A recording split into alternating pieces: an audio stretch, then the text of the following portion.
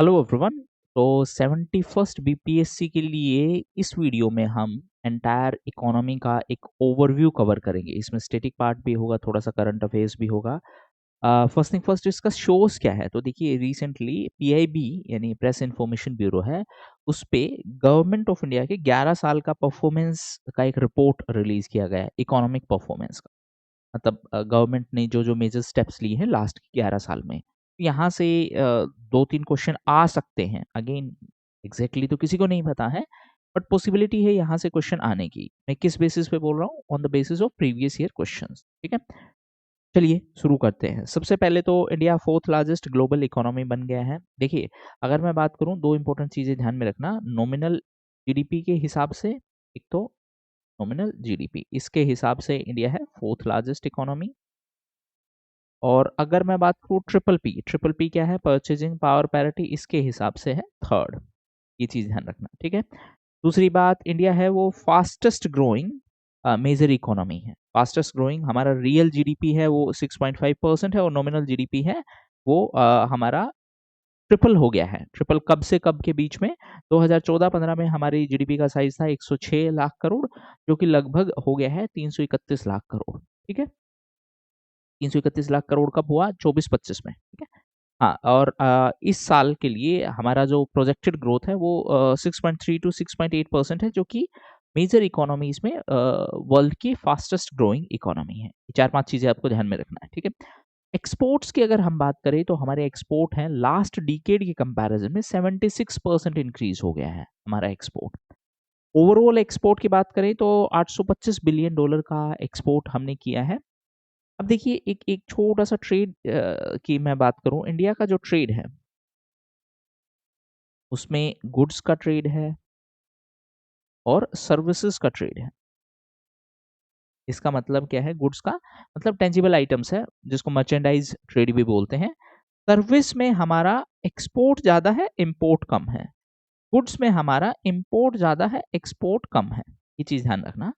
और इसीलिए ओवरऑल जो हमारा ट्रेड है यूजुअली वो डेफिसिट में होता है, जिसको हम बोलते हैं current account deficit, CAD. Usually बोला है मैंने, इसका मतलब है कभी कभी सरप्लस भी होता है, लेकिन शॉर्ट ड्यूरेशन के लिए। ठीक है, हाँ। तो ये तो बात हुई एक्सपोर्ट की। ठीक है, सर्विस का एक्सपोर्ट है, उसमें मोर देन डबल का ग्रोथ हुआ है। जो 13-14 में लगभग 158 बिलियन डॉलर का हुआ करता था, अब वो 387 बिलियन डॉलर का है। यहाँ पे आपके माइंड में एक और क्वेश्चन आना चाहिए। अगर एग्जामिनर ने पूछा कि सर्विस का एक्सपोर्ट ज्यादा है, गुड्स का एक्सपोर्ट ज्यादा है, तो अगर आप देखोगे तो सर्विस का एक्सपोर्ट है रफली 400, 387 है, और जो हमारा ओवरऑल एक्सपोर्ट है वो 825 है। तो सीधी सी बात है, बाकी का बचा हुआ क्या है? वो गुड्स का एक्सपोर्ट है। तो गुड्स का एक्सपोर्ट सर्विस के कंपैरिजन में ज्यादा है, लेकिन गुड्स का जो एक्सपोर्ट है, ये चीज ध्यान रखेंगे, गुड्स का एक्सपोर्ट है वो गुड्स के इंपोर्ट से कम है। ठीक, तो जस्ट अ सेकेंड, इसको मैं,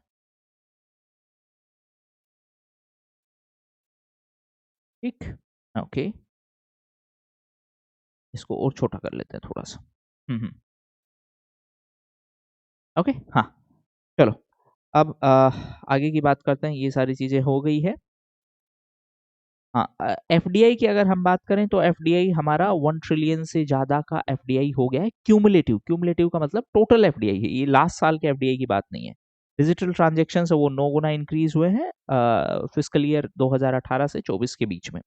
और यूपीआई ने अकेले 2024 में 172 बिलियन ट्रांजेक्शन्स कवर किए हैं। ठीक है, इन्फ्लेशन की अगर हम बात करें तो ये ओवरव्यू है सारा इकोनॉमी का, तो इसीलिए बहुत सारा डेटा होगा। ऑब्वियसली इसको 4 से 5 बार आराम से रिवाइज करना हो जाएगा। इन्फ्लेशन की बात करें तो 2004 से 2014 यानी 10 साल के पीरियड में एवरेज इन्फ्लेशन था 8.2%, जो कि नेक्स्ट 10 साल में हो गया है 5%। तो इन्फ्लेशन नीचे आया। रिटेल इन्फ्लेशन का यहाँ पे मतलब हम किसको बोल रहे हैं? रिटेल इन्फ्लेशन, सीपीआई की हम बात कर रहे हैं, कंज्यूमर प्राइस इंडेक्स, आई। रिटेल इन्फ्लेशन 24-25 में था 4.6%, जो कि 2018-19 से सबसे कम पे है। ठीक है, हाँ। और हमारा एक्सपेक्टेशन देखो, अभी हम कौन से पोजीशन पे है? Fourth largest economy. हमारा एक्सपेक्टेशन है 2030 तक हम बन जाएंगे third largest economy, third largest बन जाएंगे, और हमारा जीडीपी का जो साइज है वो है 7.3 ट्रिलियन हो जाएगा बाई 2030। अभी हम फोर्थ पे हैं, तो हमसे ऊपर कौन कौन है देखो, सबसे पहले है यूएस, फिर है चाइना, फिर है जर्मनी और फिर है फोर्थ पे इंडिया। ये तो है नॉमिनल जीडीपी। अगर मैं परचेजिंग पावर पैरिटी की बात करूं ट्रिपल पी, तो ट्रिपल पी में सबसे पहले है चाइना, फिर है यूएस, फिर है इंडिया। ये चीज ध्यान रखना, एग्जामिनर आपको मतलब सीक्वेंस पूछ सकता है, ठीक। हाँ, ओके, आगे चलते हैं। आगे अगर हम बात करें 2024-25 में जो आईपीओ, आईपीओ मतलब क्या है, इनिशियल पब्लिक ऑफर, कोई भी कंपनी अपना शेयर पहली बार अगर लॉन्च करती है तो उसको बोलते हैं आईपीओ। उसके बाद अगर और शेयर बेचती है तो उसको बोलते हैं एफपीओ। शेयर मार्केट के लिए रेगुलेटर कौन है, सेबी। सेबी क्या है, security and exchange board of India. SEBI 1988 में सेटअप किया गया था और बाद में इन 1992 इसको स्टेट्यूटरी पावर्स दी गई थी। ये चीज ध्यान रखना, ठीक है। हाँ, तो इसमें 1,62,000 करोड़ रुपए कलेक्ट किए गए हैं थ्रू आईपीओ। मतलब कंपनीज ने इतना रेवेन्यू जनरेट किया है आईपीओ से। अगर हम नेशनल हाईवे की बात करें तो नेशनल हाईवे हमारा 2014 में हुआ करता था 91,000, जो कि 1,46,204 किलोमीटर हो गया है 2025 में, ठीक है। एयरपोर्ट्स की बात करें तो 160 एयरपोर्ट है। देखिए, इस तरीके का जो स्टैंडर्ड गवर्नमेंट डॉक्यूमेंट होता है ना, वहां से क्वेश्चन उठाए जाते हैं डायरेक्टली, और बहुत फैक्चुअल क्वेश्चन उठाए जाते हैं। मतलब नहीं है उतना आसान इस फैक्चुअल क्वेश्चन को याद रखना, बट क्योंकि गवर्नमेंट ने एक साथ इतना सारा डेटा दिया है, आप पूरे डेटा को 2-4 बार रिवाइज करेंगे तो it is possible to remember. और दूसरा, यहाँ से क्वेश्चन पूछे जाने का पॉसिबिलिटी भी ज्यादा है, ठीक है। हाँ, तो 160 ऑपरेशनल एयरपोर्ट है, जिसमें से 145 एयरपोर्ट है, 2 वाटर एरोडोम है, और 13 हेलीकॉप्टर हेलीपोर्ट्स हैं। हेलीपोर्ट मतलब हेलीकॉप्टर के लिए लैंडिंग के लिए स्पेस, ठीक है। हाँ, इसमें से एक चीज और कवर कर लेना, अभी हम वाटर में अपना फर्स्ट एयरपोर्ट है, एयर वाटरबोर्न एयरपोर्ट है, वो बनाने जा रहे हैं, महाराष्ट्र में होगा, ठीक है। हाँ, उसके बाद नई जो मैन्युफैक्चरिंग यूनिट है उनको टैक्स रेट है उनको कम दिया गया है, 15% का टैक्स रेट उन पे लगेगा। स्टार्टअप्स हैं, उनको टैक्स बेनिफिट्स दिए गए हैं। स्टार्टअप का मतलब क्या है, देखो, एक टेक्निकल स्टार्टअप, स्टार्टअप का मतलब वैसे तो सबको पता है कि नई कंपनी है, बट अगर टेक्निकल डेफिनेशन की बात करें, सेकेंड, हाँ, टेक्निकल डेफिनेशन तो इसका टर्नओवर है वो 100 करोड़ से नीचे है और 10 साल से कम की ये कंपनी है, मतलब पुरानी कंपनी नहीं है, ठीक है। उसके बाद scheduled commercial bank, scheduled bank कौन से होते हैं, जो आरबीआई के सेकंड शेड्यूल में है, ठीक है। शेड्यूल्ड कमर्शियल बैंक का एनपीए है वो 12 साल में सबसे लोवेस्ट पे आया है, 2.6%। एनपीए का मतलब क्या है, सिंपल लैंग्वेज में बताऊं तो बैंक ने लोन दिया, अब बैंक वो पैसे रिकवर नहीं कर पा रहा है, उसको बोलते हैं एनपीए। देखो, उसको क्यों बोलते हैं ये भी समझ लो। लोन है बैंक के लिए एसेट, क्यों है एसेट, क्योंकि इस लोन पर बैंक कमाएगा इंटरेस्ट। अब जब तक ये परफॉर्म कर रहा है तब तक ये परफॉर्मिंग एसेट, मतलब जब तक ये ब्याज कमा के दे रहा है तब तक ये परफॉर्मिंग एसेट है। जब ये ब्याज कमा के देना बंद कर देगा, इसको हम बोलने लग जाएंगे नॉन परफॉर्मिंग एसेट। बस इतनी सी बात है, ठीक है। हमारी जीडीपी की अगर हम बात करें तो नॉमिनल जीडीपी में लास्ट ईयर ग्रोथ रेट था 9.9%। और रियल जीडीपी का मतलब कांस्टेंट प्राइस, कांस्टेंट प्राइस का मतलब यहाँ पर अभी तक 2011-12 की हम बात कर रहे हैं, लेकिन अभी रिसेंटली सरकार ने अनाउंस किया है कि वो अपना बेस ईयर है वो चेंज करेंगे 2022-23। इसके लिए एक कमेटी का अभी सेटअप किया गया है। ये कमेटी कौन सी ही है आप कमेंट सेक्शन में बताएंगे। जीडीपी बेस ईयर रिवीजन के लिए कौन सी कमेटी सेटअप की गई है। तो रियल जीडीपी के लिए जो हमारा ग्रोथ रेट था दैट वाज 6.5%, नॉमिनल के लिए 9.9%, ठीक है। हाँ, तो ये चीज देखेंगे, लगभग 3 गुना हमारा जो नॉमिनल जीडीपी है हो चुका है, ये हम ऊपर कवर कर चुके हैं। उसके बाद अगर मैं बात करूं जीवीए की, एक एक और चीज समझ लो यहीं पे, हालांकि है स्टेटिक पार्ट। जीडीपी को कैलकुलेट करने के 3 तरीके हैं। एक तो सब लोगों का इनकम मिला दो, सब लोगों का एक्सपेंडिचर, या फिर सब लोगों का value addition, gross value addition, ठीक है। अगर जीवीए की बात करें तो जीवीए में ग्रोथ रेट है वो 6.4% था रियल जीवीए में, और नॉमिनल जीवीए में ग्रोथ रेट था 9.5%। प्राइवेट फाइनल कंजम्पशन एक्सपेंडिचर है उसमें ग्रोथ रेट था 7.3%। अब इसका मतलब क्या है देखो, जब आप जीडीपी, सेकेंड, हाँ, जीडीपी बाई एक्सपेंडिचर मेथड जब आप कैलकुलेट करते हो तो फॉर्मूला क्या है, C plus I plus G plus X minus M. P क्या है, consumption by public people. I क्या है, इन्वेस्टमेंट जो अंबानी अदानी इन्वेस्ट कर रहे हैं। जी क्या है, गवर्नमेंट एक्सपेंडिचर। एक्स क्या है, एक्सपोर्ट। एम क्या है, इम्पोर्ट। तो ये जो कंपोनेंट है इसका वेटेज 61.8% है पूरी जीडीपी में। कंजम्पशन ड्रिवन इकोनॉमी है, एक्सपोर्ट में हमारा उतना नहीं है, इस वाले कंपोनेंट का वेटेज उतना है नहीं। तो या तो कंजम्पशन के बेस पे चलती है या फिर सरकार है वो इन्वेस्ट करती है। कोविड के बाद में सरकार ने बहुत सारा पैसा इन्वेस्ट किया तो उससे भी ग्रोथ रेट अच्छा हुआ। तो इस केस में यहाँ पे बात ये है कि हमारा जो कंजम्पशन है वो 61.8% उसका शेयर था जीडीपी में। इसका मतलब बाकी सेक्टर्स का कंट्रीब्यूशन रिलेटिवली कम है, लगभग 60% पहले से ही आ गया, बाकी सबका 40% है। ये 2002-3 से सबसे ज्यादा है, मतलब उस टाइम के बाद से ये अब सबसे ज्यादा हुआ है। तो कहने का मतलब है कि अभी प्राइवेट कंजम्पशन ड्रिवन हमारी इकोनॉमी हो गई है। अब उसके पीछे एक और चीज समझो, प्राइवेट कंजम्पशन में भी देखो, कंजम्पशन का मतलब क्या है, लोग। अब लोग कहाँ रह रहे हैं ये चीज भी समझो।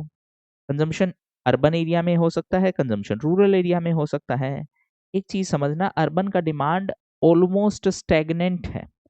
ऑलमोस्ट स्टेगनेंट का मतलब है डिमांड मोरलेस उतना ही है, अर्बन में डिमांड ज्यादा इंक्रीज नहीं हो रहा क्योंकि उन लोगों का इनकम इंक्रीज नहीं हो रहा है ज्यादा।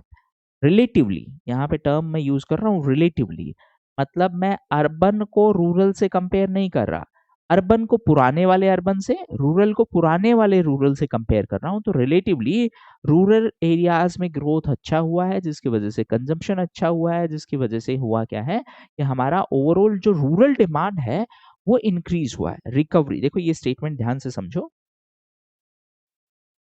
रिकवरी इन रूरल डिमांड, मतलब रूरल डिमांड रिकवर हुआ है। अर्बन अभी भी प्रॉब्लमेटिक है, अगर आप अभी का भी न्यूज़पेपर देखेंगे तो अर्बन है वो अभी भी प्रॉब्लम फेस कर रहा है। क्योंकि हुआ क्या, कोविड के टाइम पे लोगों ने लोन लिया, अर्बन एरियाज में लोन ज्यादा लिया गया है क्योंकि एक्सपेंसेस ज्यादा थे, ठीक है। अब लोन लिया तो अब जो इनकम आ रही है ना उसका एक हिस्सा जा रहा है लोन की ईएमआई चुकाने में। तो अब आपके पास पैसे कम बचेंगे, और अगर आपके पास पैसे कम बचेंगे तो आप खर्च कम करोगे, खर्च कम करोगे तो डिमांड कम है अर्बन एरियाज में, ठीक है, ये इसका मतलब है। हाँ, अगर मैं सेक्टर वाइज कंट्रीब्यूशन की बात करूं तो टर्सरी सेक्टर उसका 55% कंट्रीब्यूशन है, प्राइमरी का 18%, सेकेंडरी का 27%। ये पुराने वाले से कंपेयर करेंगे तो सीधी सी बात है टर्सरी का भी इंक्रीज हुआ है, प्राइमरी का मोर और लेस उतना ही है, सेकेंडरी का कंट्रीब्यूशन कम हुआ है। अब इसका मतलब क्या है कि क्या हमने मैन्युफैक्चरिंग करना कम कर दिया है? नहीं, इसका मतलब ये है बाकी सेक्टर में ग्रोथ, खास करके सर्विस सेक्टर में ग्रोथ ज्यादा तेजी से हुआ है, ठीक है।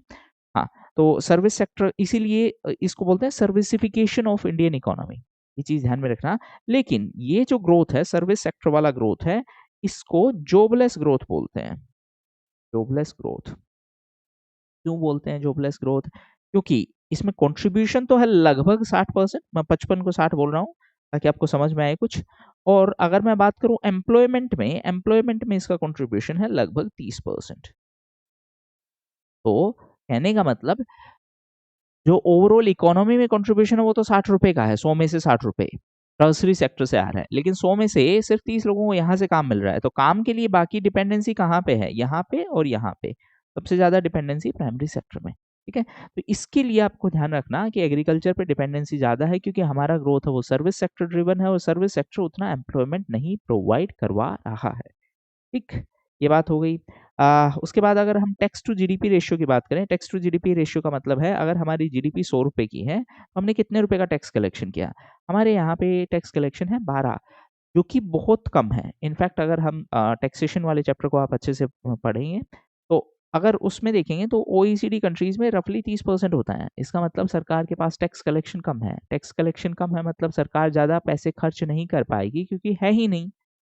इसीलिए आप नोटिस करेंगे कि कैपिटल एक्सपेंडिचर भी कम है। कैपिटल एक्सपेंडिचर मतलब जिससे एसेट बने, रोड अच्छा बने, बिल्डिंग अच्छी बने। अब कैपिटल एक्सपेंडिचर कम है, ऊपर से करप्शन का प्रॉब्लम है, तो बाय डिफॉल्ट जो इंफ्रास्ट्रक्चर क्वालिटी है वो बेकार मिलेगी, ठीक है। हाँ, ये बात हो गई। इसके अलावा जो मेन इश्यू है जैसे बिहार में वो सब अलग से मेंस वाले पार्ट में हम डिस्कस करेंगे, ठीक है। हाँ, इसके बाद अगर हम एक्सटर्नल ट्रेड की बात करें तो एक्सटर्नल ट्रेड है हमारा 825 बिलियन डॉलर, जो ऊपर भी हमने कवर कर लिया है। इसमें अच्छा खासा ग्रोथ हुआ है 468 बिलियन डॉलर से, जो कि 2013-14 में $25 बिलियन हो गया है, तो 76% का ग्रोथ हुआ है। अगर बात करें मर्चेंडाइज एक्सपोर्ट की, मर्चेंडाइज एक्सपोर्ट का मतलब क्या है, यहाँ पे हम बात करें गुड्स के एक्सपोर्ट की। गुड्स मर्चेंडाइज एक्सपोर्ट में जो सबसे बड़े कंपोनेंट हैं, जो सबसे बड़े कंट्रीब्यूटर हैं, क्या क्या है, इंजीनियरिंग गुड्स है, पेट्रोलियम प्रोडक्ट्स हैं और इलेक्ट्रॉनिक। अब आपके माइंड में आएगा कि पेट्रोलियम तो हम इंपोर्ट करते हैं, हम एक्सपोर्ट कैसे करते हैं? हम क्रूड है वो इंपोर्ट करते हैं, क्रूड मतलब कच्चा तेल तो इंपोर्ट करते हैं, उसको रिफाइन करते हैं, रिफाइन करने के बाद उसको एक्सपोर्ट करते हैं, ये मतलब है इसका, ठीक है। हाँ, तो अगर लास्ट के 11 साल में एक्सपोर्ट परफॉर्मेंस देखें तो सर्विस एक्सपोर्ट में ग्रोथ रेट हुआ है 9.4%, 2014-15 से 24-25 के बीच में, जबकि टोटल एक्सपोर्ट में ग्रोथ रेट हुआ है 5.8% और गुड्स के एक्सपोर्ट में ग्रोथ रेट हुआ है 3.2%। तो दो चीजें यहां पे समझो, सर्विस एक्सपोर्ट है that is almost growing at the 3 times faster than the growth rate of goods. मतलब गुड्स हमारा स्ट्रेंथ नहीं है, हमारा स्ट्रेंथ है सर्विसेज, ठीक है। हाँ, तो सर्विस एक्सपोर्ट इंक्रीज हुआ है, वो सारी चीजें। लेकिन अगर हम ओवरऑल बात देखें ना, तो यहाँ पे एक चीज समझना, समझना इस चीज को, एग्जामिनर फंसा सकता है आपको। यहाँ पे 387 है, यहाँ पे 437 है, ओवरऑल गुड्स एक्सपोर्ट है ज्यादा सर्विस से, बट सर्विस वाले में हम इंपोर्ट कम करते हैं। तो मैं यहीं पे फिर लिख देता हूँ एक बार, सर्विस के एक्सपोर्ट में हमारा एक्सपोर्ट ज्यादा है, इंपोर्ट कम है, और गुड्स के एक्सपोर्ट में हमारा इंपोर्ट ज्यादा है और एक्सपोर्ट कम है, ठीक। अच्छा, एक और है, एक एफटीपी है, फॉरेन ट्रेड पॉलिसी, 2023 का ये पॉलिसी है, ऑलरेडी क्वेश्चन आ भी चुका है इस पे। गोल है 2030 तक हमें करना है $2 ट्रिलियन का एक्सपोर्ट, जिसमें से 1 ट्रिलियन है, $1 ट्रिलियन का है गुड्स, $1 ट्रिलियन का है सर्विसेज। अभी गुड्स का कितना है 387, मतलब ये 1000 हो जाएगा तब 1 ट्रिलियन हो जाएगा। यहाँ पे कितना है 437, ये भी 1000 हो जाएगा तो 1 ट्रिलियन हो जाएगा, सिंप्लीफाइड सेंस में, ठीक है। मेरा काम आपको सिंपल चीजें समझाना है ताकि आपको हर चीज रटनी ना पड़े, ठीक। हाँ, गुड्स के अंदर एक और चीज देखेंगे, मतलब गुड्स के एक्सपोर्ट में हमारी स्ट्रेंथ क्या है, मतलब हम क्या ऐसा एक्सपोर्ट करते हैं। तो इंजीनियरिंग गुड्स हैं, इलेक्ट्रॉनिक गुड्स हैं, ड्रग्स मतलब फार्मा। यहाँ पे दो तीन चीज समझिए, इंडिया है वर्ल्ड का फार्मेसी बोलते हैं, वर्ल्ड का फार्मेसी का मतलब हम सस्ती दवाई प्रोवाइड करते हैं पूरी दुनिया को, तो एक्सपोर्ट है अच्छा खासा। पेट्रोलियम प्रोडक्ट्स में एक्सपोर्ट अच्छा खासा है, जो हम ऑलरेडी बात कर चुके हैं। इंजीनियरिंग गुड्स में अच्छा खासा, और इलेक्ट्रॉनिक गुड्स में भी अब धीरे धीरे इंक्रीज होने लगा है, ठीक है। हाँ, इसके लिए एक स्कीम भी अनाउंस की थी जो हम आगे डिस्कस भी करेंगे, जिस स्कीम का नाम है PLI scheme, production linked incentive. अब एक छोटी सी चीज वो देखेंगे, non petroleum export. Non petroleum export का मतलब पेट्रोलियम प्रोडक्ट्स के अलावा जो एक्सपोर्ट है उसका वैल्यू है $374 बिलियन। ये ऑल टाइम हाई पे पहुंचा है। मतलब अब हम क्या कर रहे हैं, पहले हमारा एक्सपोर्ट बास्केट था, उसमें पेट्रोलियम प्रोडक्ट्स का अच्छा खासा वेटेज हुआ करता था। अब हम डाइवर्सिफाई कर रहे हैं, डाइवर्सिफाई का मतलब अलग अलग वैरायटी के आइटम्स एक्सपोर्ट कर रहे हैं। तो इंजीनियरिंग गुड्स हैं वो एक्सपोर्ट कर रहे हैं, उसमें हाईएस्ट वैल्यू इंक्रीज हुआ है because of schemes like make in India, PLI scheme और बाकी सब चीज़ें। ये डेस्टिनेशन कंट्री एक बार देख लेना, है ना, ऐसा कुछ खास है नहीं उसमें। इलेक्ट्रॉनिक गुड्स हैं उसका भी अच्छा खासा ग्रोथ हुआ है, दवाइयों का भी अच्छा खासा एक्सपोर्ट हुआ है, और दवाइयाँ हम 200 प्लस कंट्रीज को पहुंचा रहे हैं, इसीलिए हमें बोला जाता है फार्मेसी ऑफ द वर्ल्ड। हमारा गोल है कि लगभग इसका वैल्यू $450 बिलियन पहुंच जाएगा 2047 तक। अब अगर आप देखेंगे इनकी ग्रोथ रेट, तो जो मेडिसिन यानी कि फार्मा सेक्टर है उसमें ग्रोथ रेट हुआ है 98% लास्ट के 10 साल में, 14-15 से 24-25 के बीच में। इलेक्ट्रॉनिक गुड्स के केस में ग्रोथ रेट हुआ है रफली 20%, यहाँ पे रफली डबल हो गया है, 98 मतलब 100 ही हो गया है, ठीक है। और इंजीनियरिंग गुड्स में भी अच्छा खासा ग्रोथ। अब एग्जामिनर को अगर थोड़ा सा भी आपको फंसाना होगा तो वो दे देगा इसमें से किसका ज़्यादा ग्रोथ हुआ है। आई नो नहीं है इजी याद रखना, बट कोशिश करना याद रखने की, क्योंकि ये सरकार का रिपोर्ट कार्ड है, ठीक है। हाँ, तो इसमें ऑलमोस्ट हर मेजर अचीवमेंट है वो कवर की गई है। उसके बाद है ग्लोबल कॉम्पिटिटिवनेस की अगर हम बात करें तो वर्ल्ड बैंक का एक रिपोर्ट आता था, ease of doing business report, जो कि अब डिसकंटिन्यू कर दिया गया है। तो 2014-15 में हमारा रैंकिंग था 142। लास्ट टाइम जब ये रिपोर्ट रिलीज की गई थी उसका रैंकिंग था 63rd, 2020 में ये लास्ट टाइम था, ठीक। एक है वर्ल्ड कॉम्पिटिटिवनेस इंडेक्स, इसमें हमारा रैंकिंग था 71, अब आ गया 40 पे। एक है ग्लोबल इनोवेशन इंडेक्स, इसमें हमारा रैंकिंग था 81, अब आ गया 39 पे। ये तो हमारी परफॉर्मेंस की बात हुई। अब ये सारी चीज़ें आप मेंस में भी लिख सकते हो कि how the business environment is changing, ठीक? हाँ।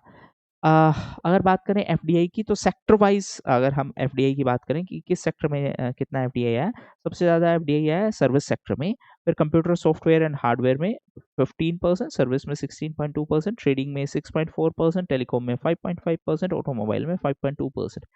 डायरेक्ट क्वेश्चन पूछे जाते हैं, arrange the following in FDI, है ना? इन टर्म्स ऑफ एफडीआई, ये एक बार कर लेना इसको। अच्छा, अप्रैल 2000 से लेकर दिसंबर 2024 के बीच में लगभग 1 ट्रिलियन डॉलर का एफडीआई आ चुका है। ये लगभग 20 से 24 साल की बात है ना? तो उसका कहने का मतलब समझो। हाँ, इसके बाद हमारे पास हाईएस्ट एफडीआई आया था 84.84 बिलियन डॉलर्स। यहाँ पे एक छोटी सी चीज और समझ लेना, रेमिटांसेस हैं वो ज़्यादा हैं हमारे पास in comparison to FDI. Remittance का मतलब क्या है? कोई इंडियन है, बाहर काम कर रहा है, सैलरी कमाई, वापस इंडिया भेजा, इसको बोलते हैं रेमिटेंसेस। इंडिया दुनिया का सबसे बड़ा रेमिटेंस रिसिपिएंट है। लगभग 125 बिलियन डॉलर्स का रेमिटेंस आता है। ठीक है?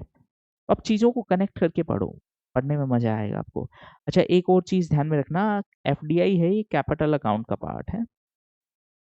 रेमिटांसेस हैं या फिर जो भी इस टाइप का पेमेंट है, वो आपके किस में आएँगे? वो आपके आएँगे करंट अकाउंट में, ठीक? इसके बाद किस स्टेट में सबसे ज़्यादा एफडीआई आया है? तो अगर मैं स्टेट वाइज़ बात करूँ तो ये सीक्वेंस ध्यान में रखना, महाराष्ट्र, फिर कर्नाटका, फिर गुजरात, ठीक?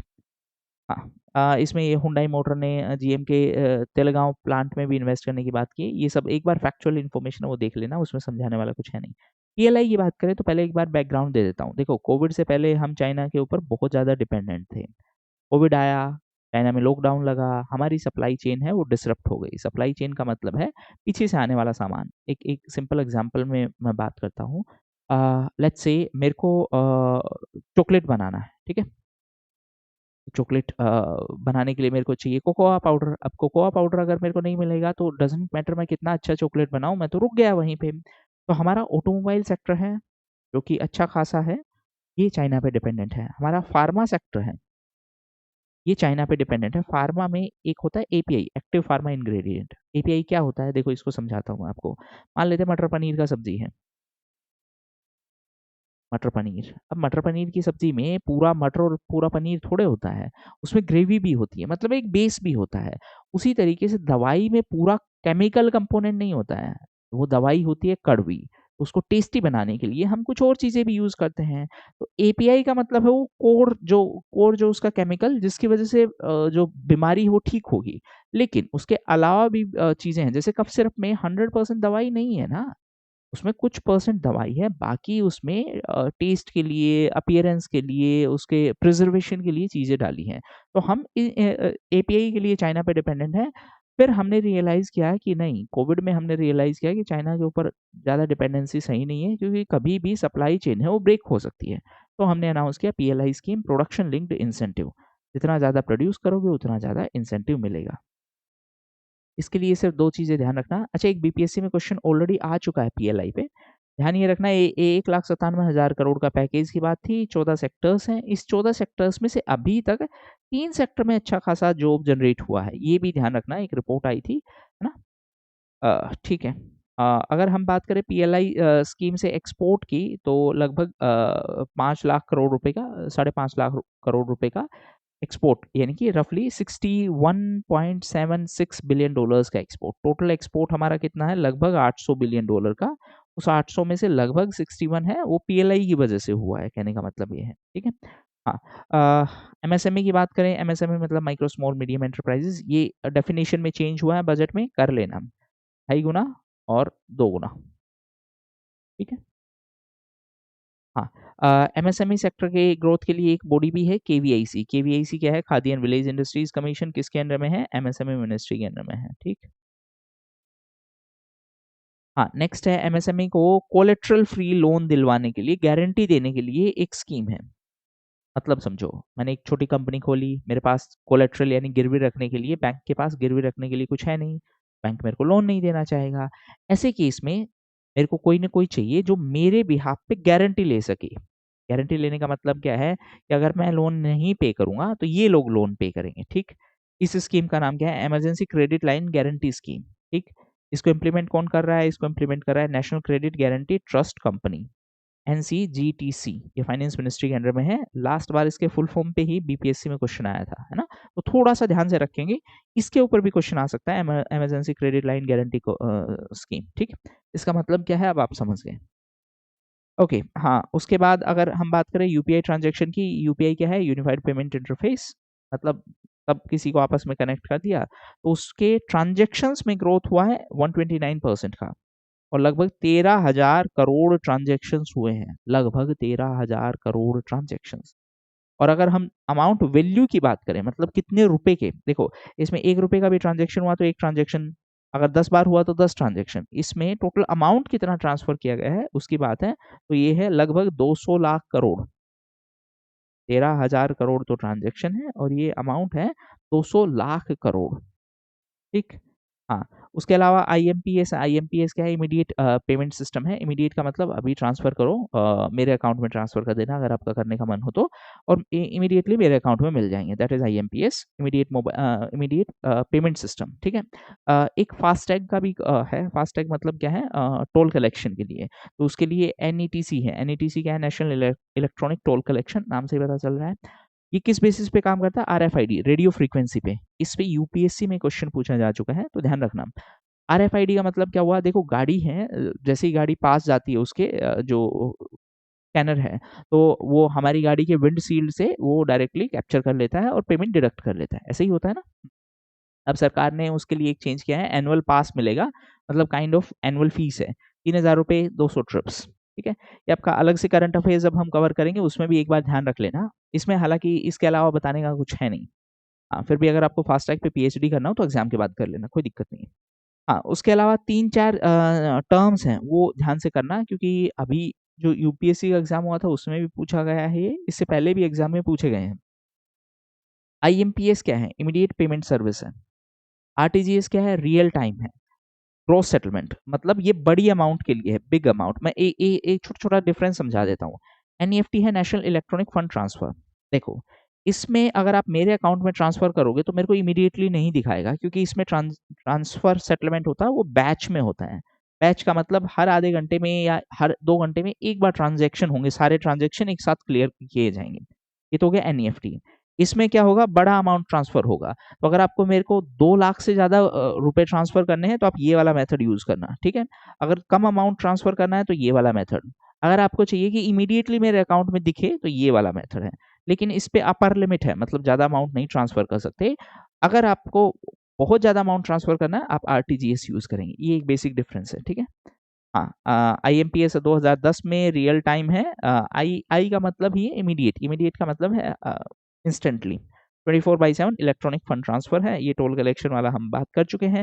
नेक्स्ट है इंटरनेशनलाइजेशन ऑफ डिजिटल पेमेंट, यानी डिजिटल पेमेंट है, हमारा डिजिटल पेमेंट मैकेनिज्म है, उसको हम बाकी कंट्रीज को भी सपोर्ट कर रहे हैं उनका डिजिटल पेमेंट सिस्टम बनाने के लिए।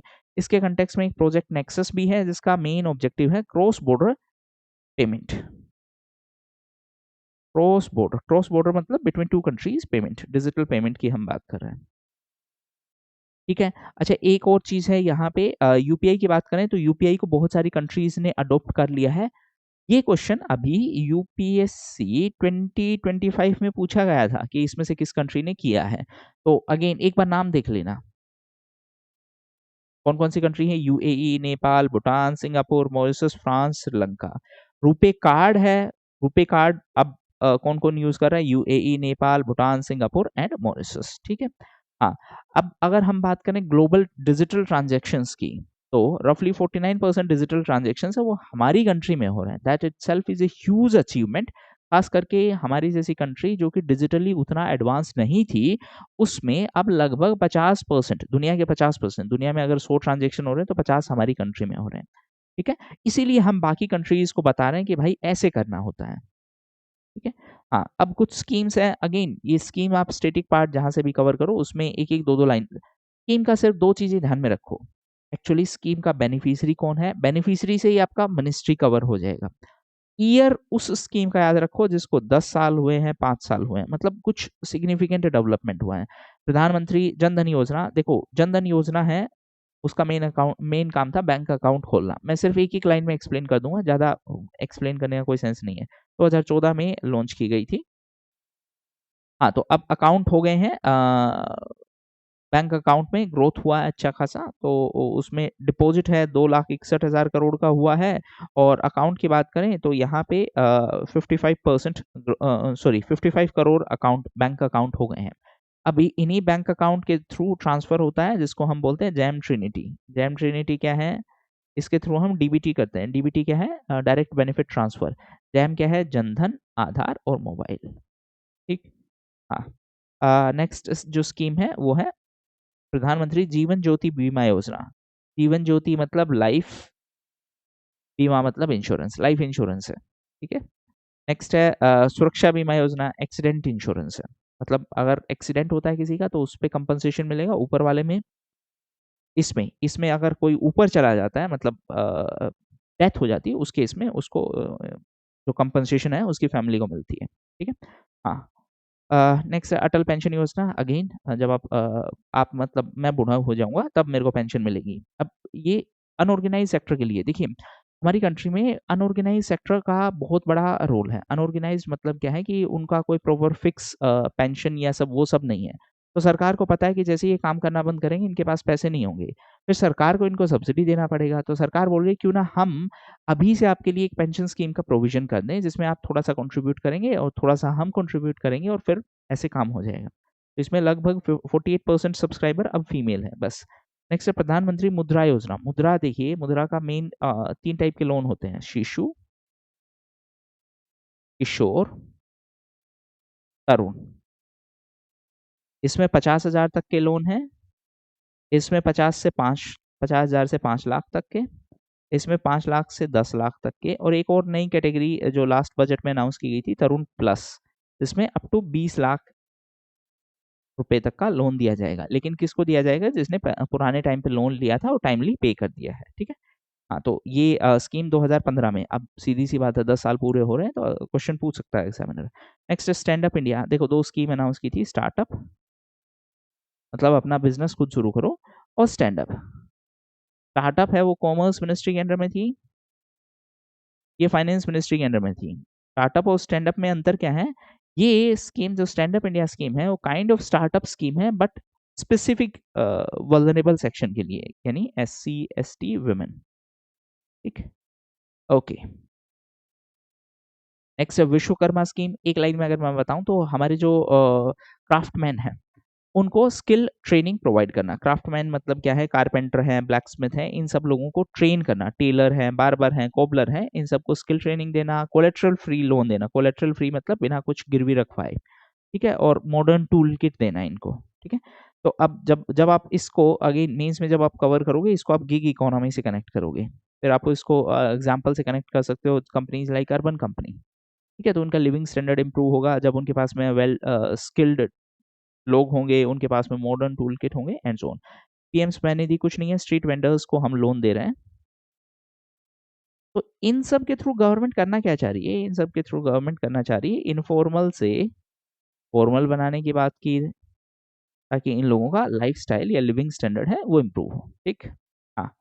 हाँ, तो इस स्वनिधि में इंटरेस्ट सबवेंशन स्कीम है। इंटरेस्ट सबवेंशन का मतलब लोन पे जो इंटरेस्ट लगेगा उसमें सब्सिडी मिलेगी, कुछ नहीं है वो ज़्यादा। ठीक है। ये इन्फ्लेशन वाली बात आ गई, डिकेड, ये हम पहले भी कवर कर चुके हैं। तो लास्ट वाले डिकेड में हमारा एवरेज इन्फ्लेशन था 8.2%। इस वाले डिकेड में हमारा जो इन्फ्लेशन था दैट इज 5%। ठीक।